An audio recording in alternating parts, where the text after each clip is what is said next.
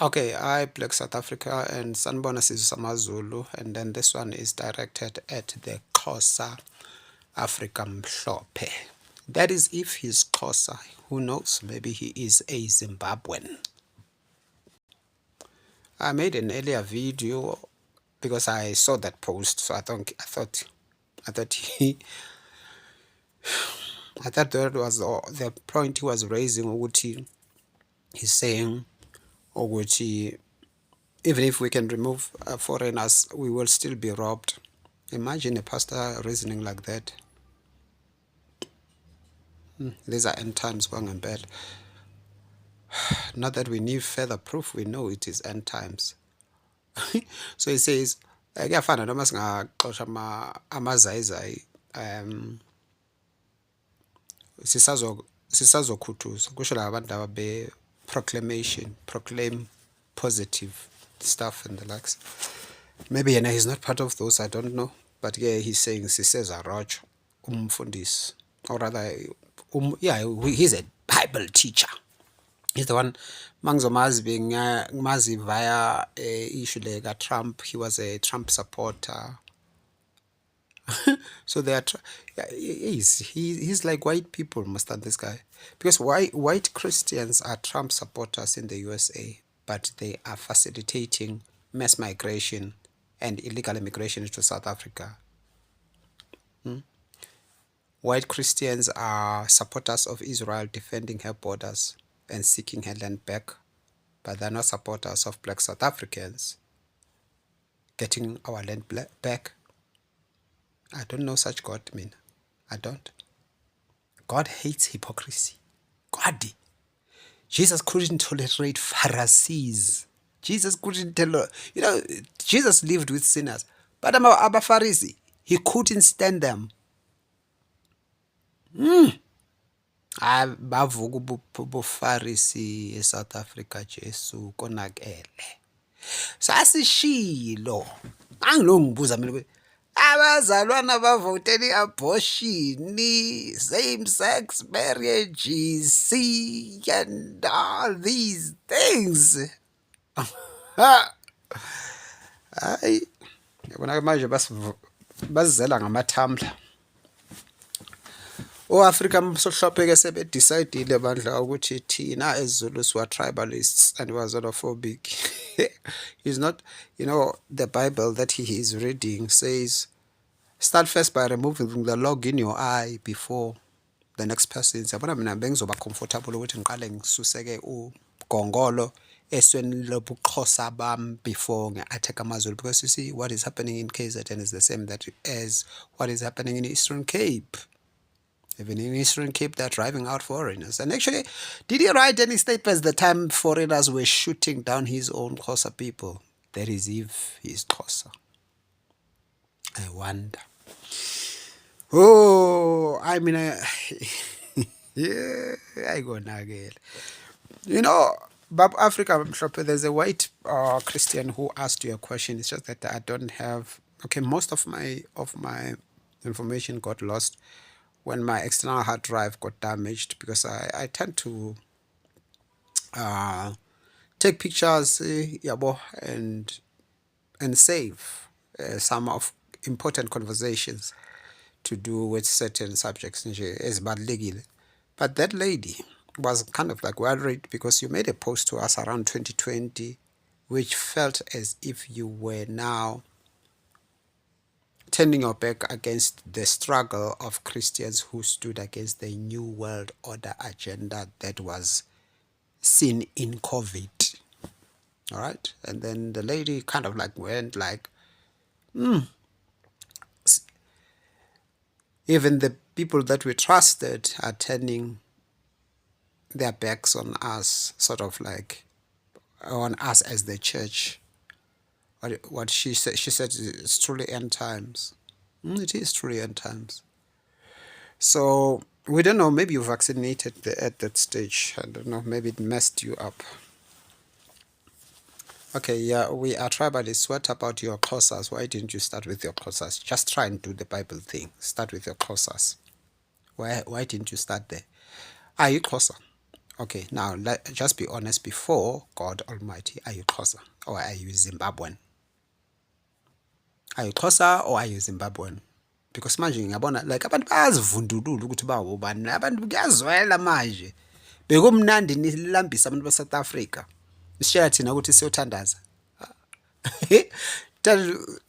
Shithi phela sithandazi nje ngani phela ngoba nina nondlekile nisuthi teacher Bible teacher Africa mhlophe nisuthi phela nina kusho sithandazi nje ngani nina phela nithandaza manje into ebhlungu engizwisa ubhlungu ukuthi why man nithandaza because yena imthandazi yazwakala nina nesuthi why ningasithandazeli ukuthi at least ke nathi sidle nyana sisabathe konakele senzenjani silahliwe yini phela kwezwa uJesu weza uzosindisa nina nadwa bandla so thina senjani sama outcast konakele kuma black South Africans we are sitting at 64% poverty sorry angithi uhlala ekoloni inhlupheko injani ulalela le yama statistics ka government upasta ulalela ama statistics ka government uyabahambela abantu emalokishini ubabheka ukuthi baphila impilo yini do you see oy uyalihamba idolobha lapho kugcwele lamazayizayi owakhulumelayo uyalihamba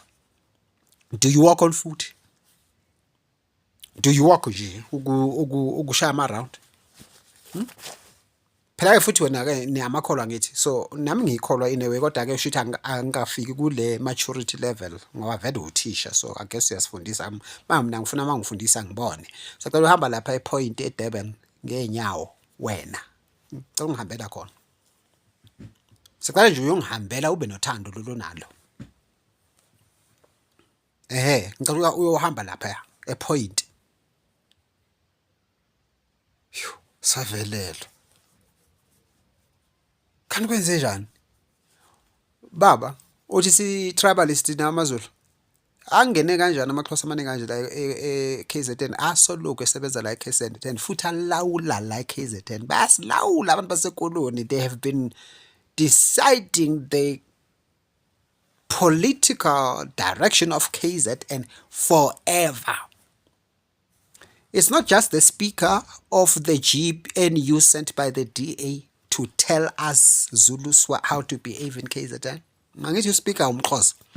It's not just the SADTU Xhosa lady secretary general in KZN who was voted for by Zulus telling us ukuthi mawe MK party you must not be in SADTU. It's not just Xhosa lady a Grey Street Complex CPF voted for by Zulus telling us ukuthi singawathinta amazayizayi lawa avikelayo asibazisanga bona zi-ASCPF. It is not just Xhosa lady in Addington Primary School telling us in KZN ukuthi siyabandlulula protecting her Nigerian boyfriends. Some accommodator usesitshela ukuthi silalele amadoda akhe aseNigeria eKZN. Have you seen Zulu people doing that in your Eastern Cape? Have you ever seen that? It's not only the Xhosa woman busy renting out properties and sidelining Zulus in KwaZulu for property in the Durban CBD, renting to foreigners.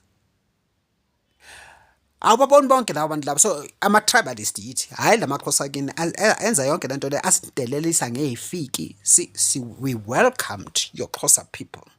We are feeding them in KZN. You have collapsed your Eastern Cape. It is a devastated province. Kakade naniqale kudala ukuba ziyigebengu nentshontsha. Besides la manga eninawo ubuno qawuse. So now your Xhosa people are the ones who caused this country this strife. Your Xhosa leaders sold this country out. Your Xhosa leaders, Abo Thabo Mbeki, they have received billions. Their wives are billionaires. For doing what? What did they do which made them to be billionaires? AmaXhosa kini. Sema-tribalist thina, no problem. AmaXhosa kini. Uqale nini wona uke wakhuza ezamaXhosa phela ube bold ke manje ukhuza amaZulu. Kuyahlela nje kuthina ukuthi wonke umuntu asidelela sibiza i-tribalist. Ukubwe babu Africa mhlophe. Do you know what is happening here? Yeah, mina ngihlala eGauteng ngizalelwe la eGoli. Do you know what Limpopo and Xhosas have been doing to Zulu people here in Gauteng? Do you know? Have you ever chastised the tribalism practiced by those people against Zulus? Don't make as if you do not know that Xhosas were a preferred nations to Bure during apartheid. Don't make as if you don't know, because you know very well. Phela mawubona izono zabanye abantu uzoqala ngokubona ezakho. Angithi insindiso phela masisindiswa siqala ngokubona ezethu izono. That is why we said, God, we are sinners, forgive our sins, because siqale ngokubona ezethu. Angeke uzubone izono zethu siyamaZulu uqala ungabonanga ezakini zasekoloni zamaXhosa. So there you don't know ukuthi kuze kube namhlanje in public sectors Xhosas and Limpopo people are doing to the what are they doing to the Zulus? What was your comment when the Xhosas and the Limpopo folks said they don't want any Zulu in their top 6? Daylight tribalism against Zulus. Leyo ke nje is what did you say as Mr. Bible teacher? When what did you say? What? Webantu yasavelelwa ngeke bazalwana. This is too much. Oh, it's too much. This is too much. I don't know your political background, but if you became ACDP at some stage, reality would be wherever you were raised, you may have been ANC before. All right. So, what measure do you use to define tribalism? What measure do you use? What measure do you use to define xenophobia? Who's xenophobic? These foreigners of yours come to my country and replace me in my land and don't want me in my land. I'm xenophobic. Niyasigulela baba. Senasigulela ngempela. Ukugula ke lokho niyasigulela, niyasichwenza. A person comes to my house and then drives me out of my property and I'm the wrong one. Awuyagula baba. Hamba uqalela phansi ukufunda iBhayibheli ngoba ngathi selikudukele. Mhlawumbe uhlaselwe yipride and became blind. Mhlawumbe khona lapho nje ipride eyakuhlasela khona waba blind because ipride yabhimbisana.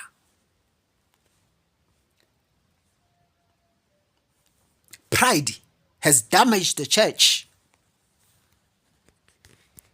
Umuntu afike kwami and purge me out of my city, and I've got to do what?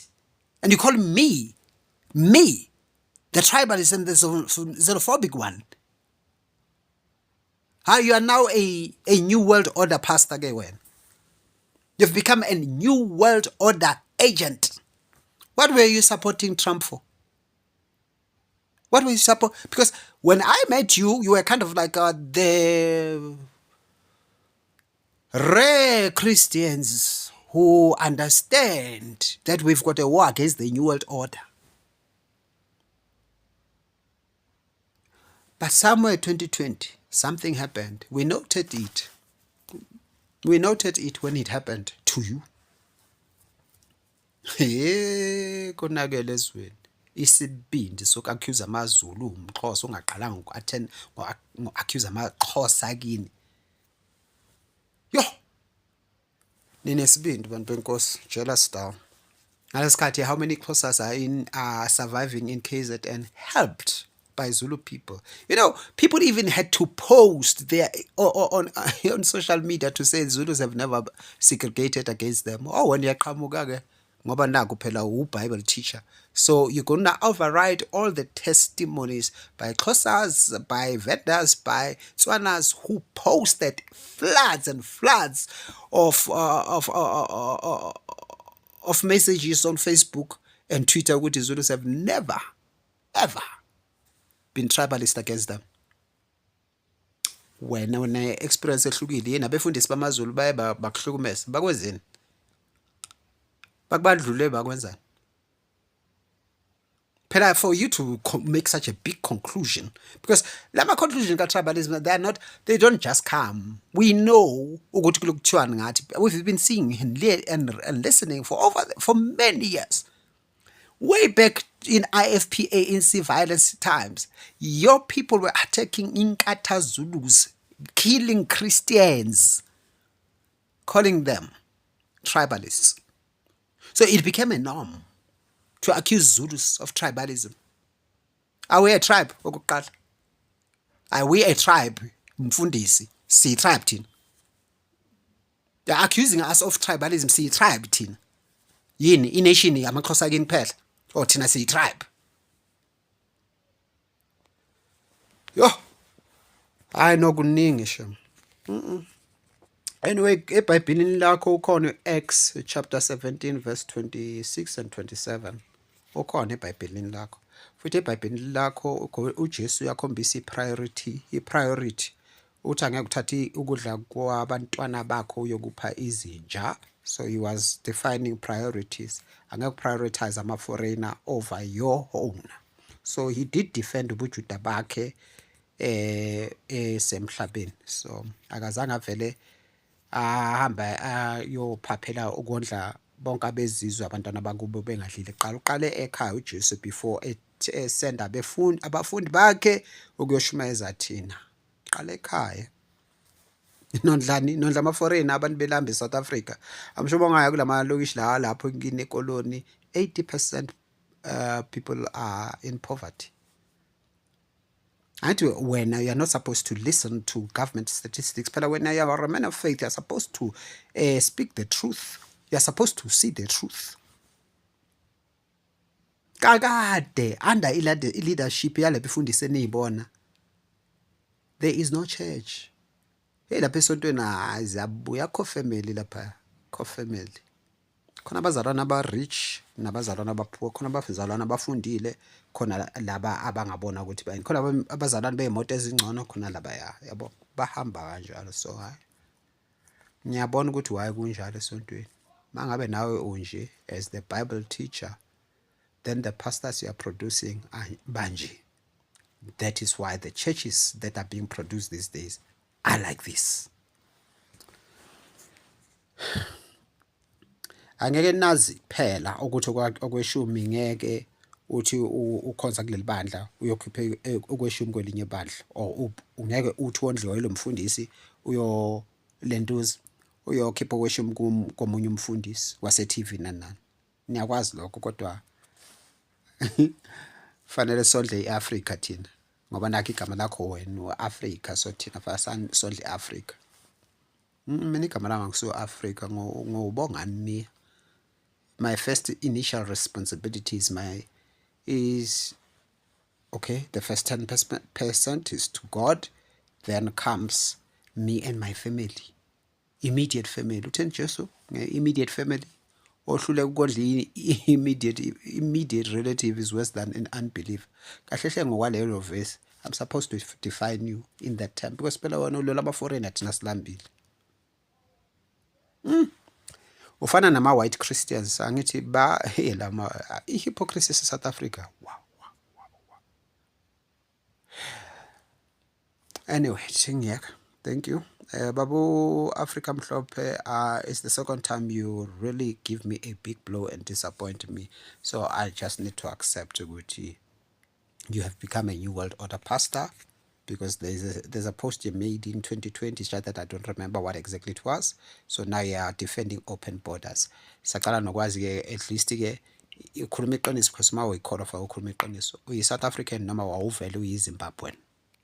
Yabo.